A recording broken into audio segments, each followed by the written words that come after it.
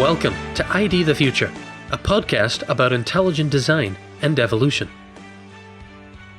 Hello, this is Tom Gilson, and today we're pleased to bring the first half of a talk given at the 2020 Dallas Conference on Science and Faith. The speaker was John West, Senior Fellow at Discovery Institute's Center for Science and Culture and author of Darwin Day in America. The title of his lecture, Darwin's Corrosive Idea. It was 10 p.m. at night, and I was standing with my teenage daughter and son outside the historic lodge at Mount Rainier in Washington State. The sky was so clear that we could actually see along the spiral arms of the Milky Way galaxy. And for someone like myself who lives in a suburban area where artificial lights really makes it very hard to see lots of the night sky, the experience was awe-inspiring. And it gave me a feeling that we as human beings are part of something greater than we can usually conceive. Maybe you've had an experience like that. I think many people have. Nearly 2 centuries ago, a young Charles Darwin had a similar experience. The year was 1831. Darwin was 22 years old, recently graduated from college. He wanted to explore the ecosystems of the world.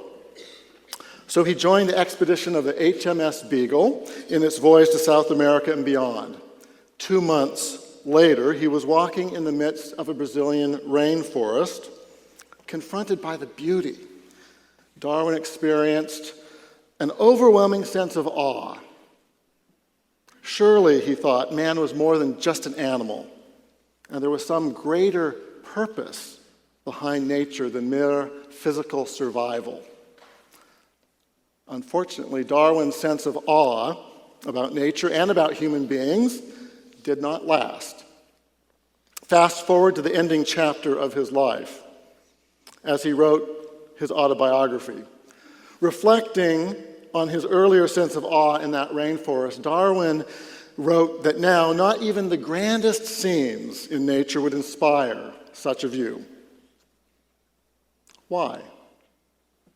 Well, he explained that the evidence of exquisite design and purpose that he once saw in nature failed now that he had discovered his law of natural selection.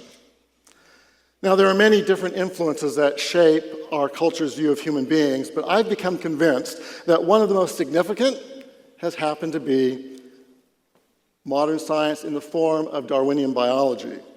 Darwin's theory isn't just an academic exercise. It has real-world implications for how we understand our world and each other. And there's sort of a logic to our conference today.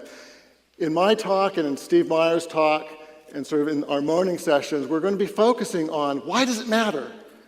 And what does science really point to? Are science and faith really contrary or not? And then after lunch, we're going to be still dealing with those topics, but drilling down more on specific areas of science that actually point to a reconciliation between faith and science. But the purpose of my talk in particular is to convince you that it's not just an ivory tower thing, that ideas have consequences, and Darwin's ideas have had significant consequences for our culture and for your life, even if you don't know it. But to fully grasp the impact of Darwin's ideas, I think we need to understand the 2 main prongs of his theory. First, Darwin proposed that all creatures, including humans, had descended with modifications from an original, simple, primordial organism. Second, Darwin proposed that human beings and the rest of nature were produced by a process of natural selection or survival of the fittest acting on random variations in nature. This process of natural selection was supposed to be blind and unguided.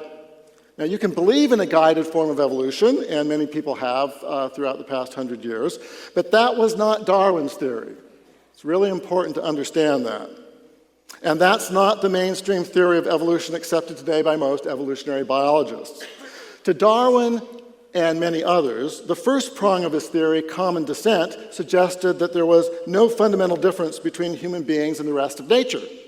In the words of Darwinian philosopher Peter Singer at Princeton University, Darwin showed we are simply animals. Singer is not alone.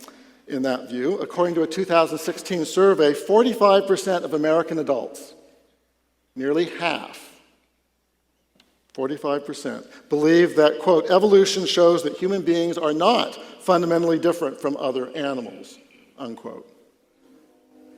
Now, the second prong of Darwin's theory suggested that we are not the intentional creation of a loving creator, but the unintentional product of a blind and purposeless process. In the words of the late Harvard paleontologist George Gaylord Simpson, man is the result of a purposeless and natural process that did not have him in mind. And not only was the Darwinian process blind, it was also ruthless. Human beings, according to Darwin, gained their highest capacities, not because those capacities were planned by a beneficent creator, but because natural selection ruthlessly killed off those who didn't measure up. It can't be emphasized enough that Darwin enshrined death and the struggle for existence as the great engines of progress, as he wrote in his book On the Origin of Species. Thus, from the war of nature, from famine and death, the most exalted object which we are capable of conceiving, namely the production of the higher animals, directly follows. Think of it. War, death, starvation, struggle. That's where all the good things that we experience come from in a Darwinian worldview. This worldview has impacted our culture's understanding of the human person in at least three key ways. First, in the erosion of the sanctity and value of human life. Our nation just marked another anniversary of Roe v. Wade. There were, I think, over 100,000 people in Washington, D.C. yesterday marching on that.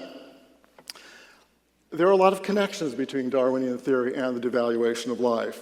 But I want to mention one historical example and then discuss the way Darwinian thinking still is impacting us today. The historical example is scientific racism. Now, Charles Darwin was not the world's first racist, and he was better than some racists in that he opposed slavery. But Darwin nevertheless helped fuel a virulent form of racism by proposing that natural selection was a scientific explanation for why we should expect significant differences between what he called men of distinct races. Moreover, Darwin contended that the break in evolutionary history between apes and humans came, in his words, between the Negro or Australian Aborigine and the gorilla. Thus, in his view, blacks were the closest human beings to apes.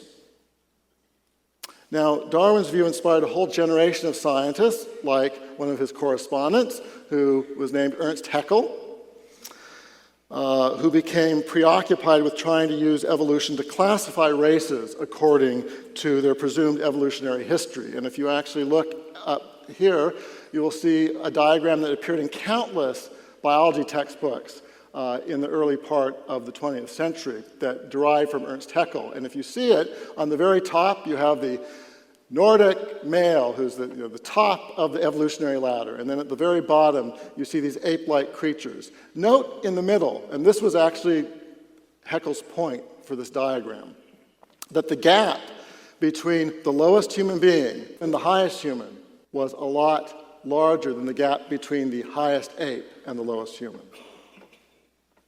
Think about that. The gap between the highest human and the lowest human is much larger than the gap between the highest ape and the lowest human. In Haeckel's view, in a Darwinian biological view, this is not true, by the way, but think of the impact that would have on generations of school children who grow up being taught that. This kind of Darwinian racism had a horrific real-world impact on Western colonialism in Africa, especially on German policy in Southwest Africa in the early 1900s, as I showed in my film, The Biology of the Second Reich.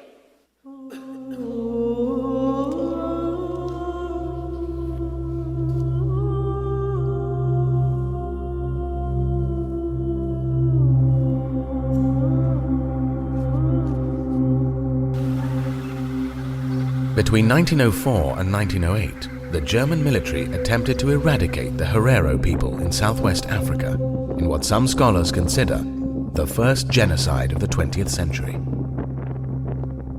On October 2, 1904, General Lothar von Trotha issued what became known as his extermination order, declaring that the Hereros either had to leave German Southwest Africa or face extinction.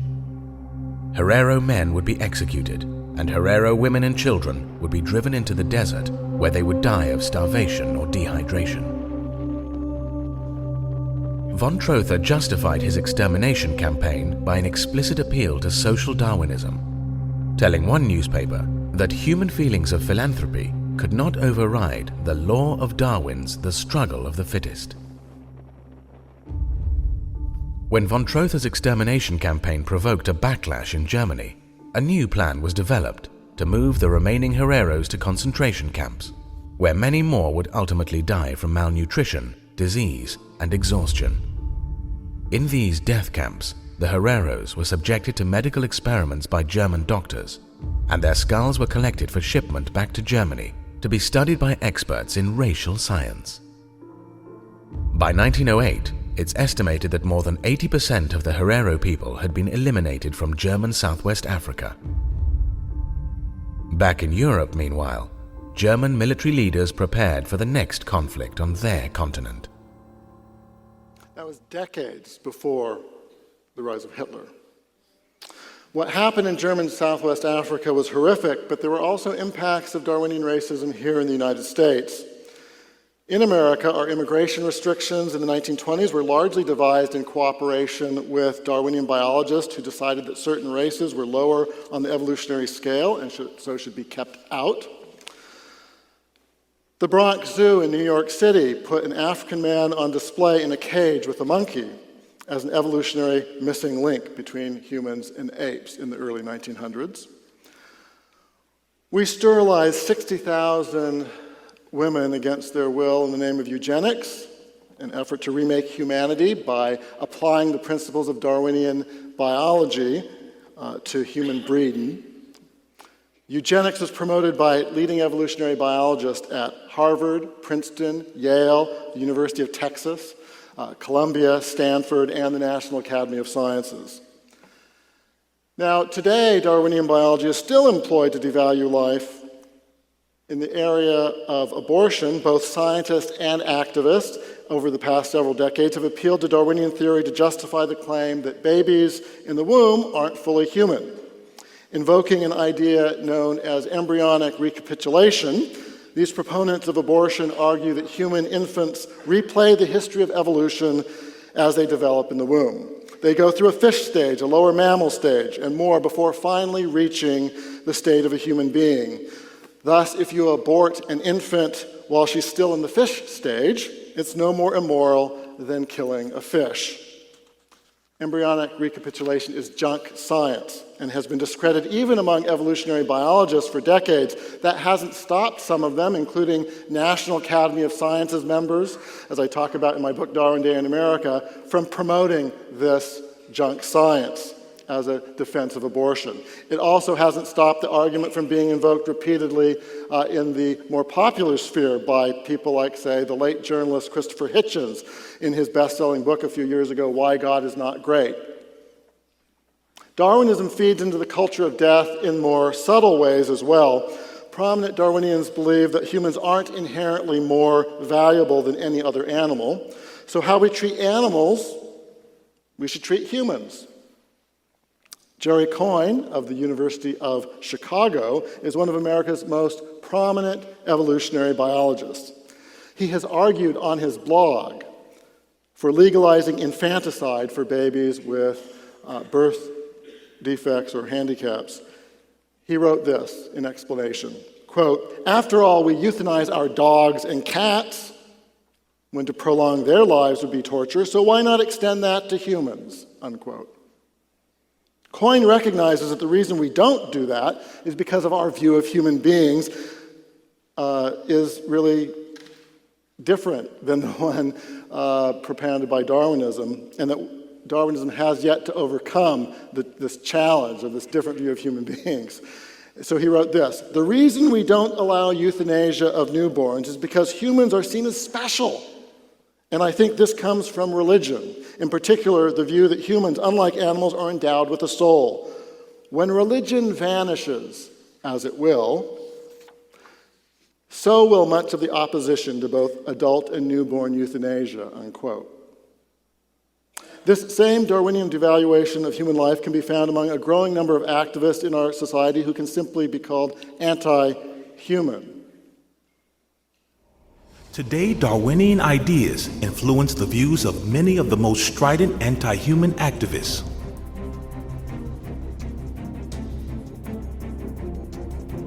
In September 2010, longtime environmental activist James Lee took hostages at the headquarters of the Discovery Channel cable network. Lee demanded that the Discovery Channel change its programming to highlight what he regarded as the planet's biggest enemy, humans. In his list of demands, Lee called on the Discovery Channel to talk about evolution. Talk about Malthus and Darwin until it sinks into the stupid people's brains. Sir David Attenborough is one of the world's most respected wildlife filmmakers. In a 2013 interview, he denounced humans as a plague on the earth. According to Attenborough, in the past, natural selection kept humans in check by killing them off. But modern society undermines natural selection by saving the sick and finding ways to feed more and more people. Other activists today invoke Darwinian ideas in order to deny that humans have special value.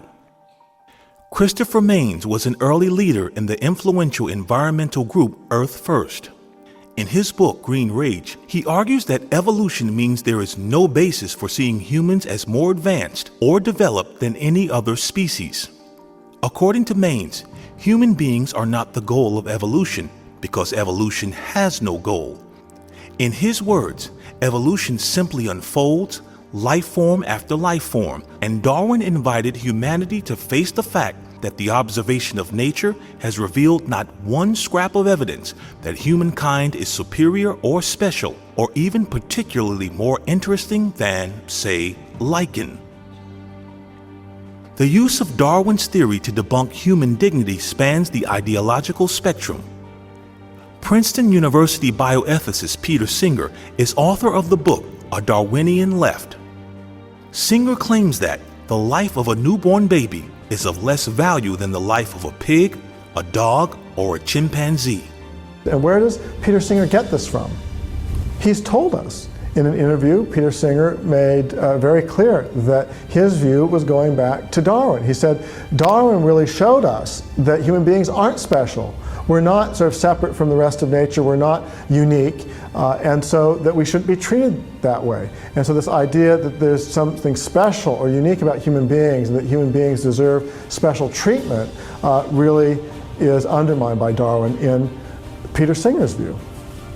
The same dismissal of human uniqueness can be found among some on the right.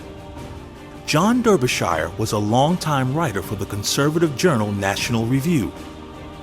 In 2012, he was dismissed after writing an article for another publication, arguing that blacks are more antisocial and less intelligent than whites. Derbyshire believes that racial differences are the products of evolution. He also believes that Darwinian theory refutes the claim of traditional Western monotheism that human beings are exceptional.